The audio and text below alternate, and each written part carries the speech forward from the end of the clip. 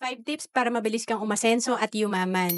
Una is become a dreamer. Alam mo dati para sa akin imposible talaga magkaroon ako ng 100,000 na income per month kasi that time 25,000 a month lang ang kinikita ko. Pero kailangan talaga, isipin natin na puwede 'tong posible talagang mangyari.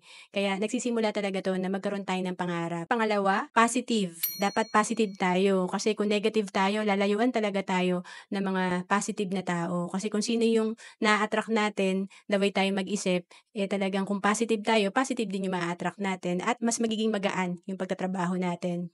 And then pangatlo, be action-oriented person. Lahat kasi may pangarap naman, lahat naman may goal, pero ang nag-separate dun sa successful, action-oriented sila. Talagang everyday may ginagawa sila na makakapagpalapit sa goal nila. And then pang-apat, be competent. Hindi sapat na gusto mo lang at may action ka. Kailangan din ini-improve mo yung skill mo and of course consistent ka kasi 'pag consistent ka sa pag-a-apply ng iyong kailangang gawin, dito ka matututo sa experience mo. Panglima, be financially smart.